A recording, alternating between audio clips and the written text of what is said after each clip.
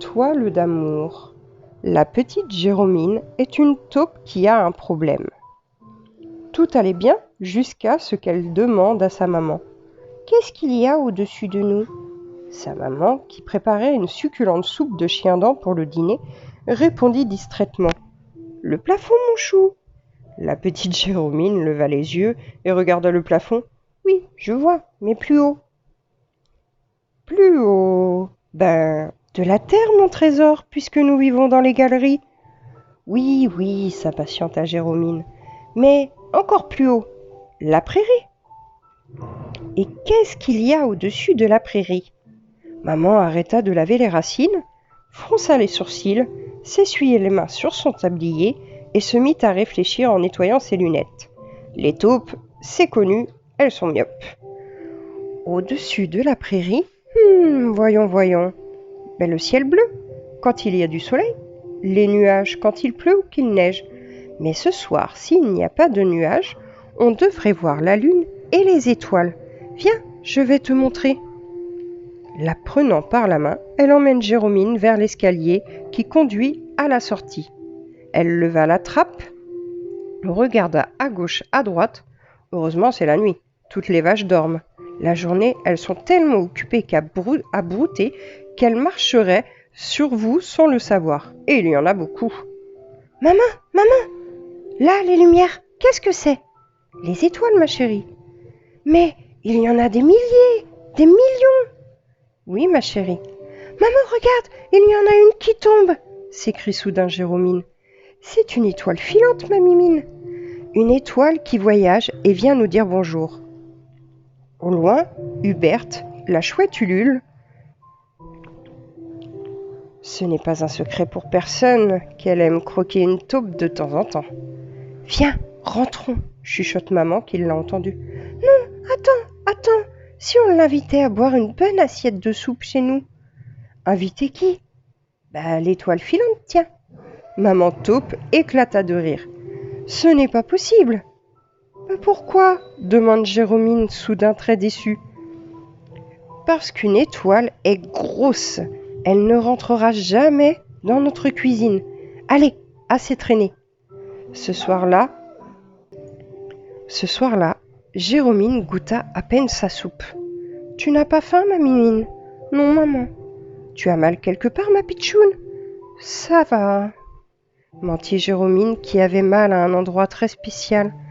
Un endroit qui fait souffrir quand on aime quelqu'un très fort et qu'on ne peut pas lui dire. C'est du côté du cœur. Alors, on n'a plus faim, on ne dort plus. Jérômine est tombée amoureuse de l'étoile filante. Depuis qu'elle avait vu cette petite perle brillante, avec son fil de lumière, elle n'arrêtait pas d'y penser. La nuit, elle rêvait qu'elles dormaient ensemble, le matin au petit déjeuner, qu'elles se partageaient les crêpes au miel et les tartines de chocolat. À l'école, qu'elles étaient sur le même banc. Jérômine maigrissait de jour en jour.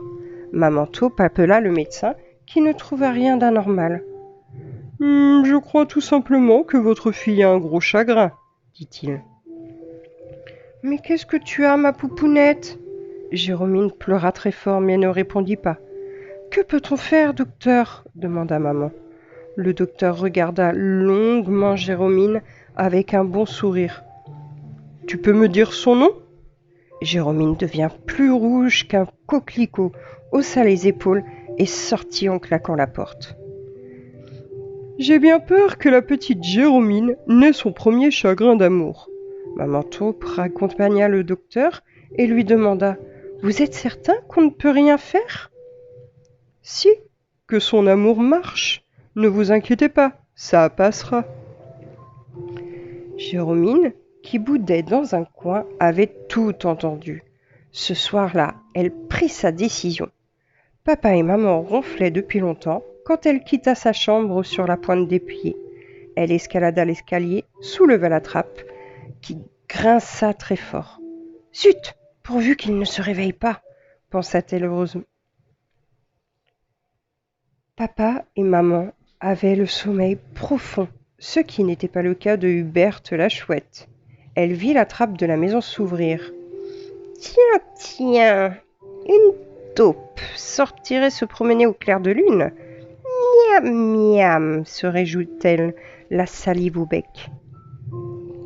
Que c'est beau, pensa Jérômine en voyant les étoiles. Étoile filante, je suis là, viens, je t'attends, s'écria-t-elle tout doucement, toute petite, au milieu de la prairie. Huberte prit son envol, monta et s'apprêtait à s'abattre sur Jérômine, quand un grand trait de lumière traversa le ciel. « Qu'est-ce que » grommela-t-elle, avant de recevoir un grand coup sur l'aile et de fuir sans demander son reste. Une bille très brillante, suivie d'une queue encore plus brillante, tomba dans la prairie. Quelque chose fit pof, puis pchit dans l'herbe. Jérômine y courut. « Attends, ne me touche pas, je suis brillante !» fit une voix dans l'herbe. « Tu es étoile filante ?» demanda Jérômine, le cœur battant. « C'est ainsi qu'on m'appelle sur terre, mais je ne suis pas une étoile, je suis une petite pierre. » « Une petite pierre ?»« Oui, une petite pierre qui voyage très haut du côté de la Lune et des planètes. » « C'est quoi les planètes ? » ?»« De grosses boules comme la Terre qui tournent autour du Soleil. En passant près de la Terre, je t'ai entendu m'appeler, alors je suis venue. »« Pourquoi t'es très chaude ? » ?»« On tombe tellement vite qu'on brûle avec une grande flamme derrière nous. »« Et ça fait mal ? » ?»« Pas du tout, on perd juste du poids. Parce qu'on fond comme du beurre. » Le jour se levait quand Jérômine put toucher l'étoile filante. « Tu es toute ronde et toute noire et si douce, murmura-t-elle. « Et toi, tu es toute ronde et toute grise et si douce aussi, répondit l'étoile filante. « Je vais te faire un petit nid dans mon sac et je te porterai autour de mon cou. Oh oui, oui, et on ne se quittera plus jamais. »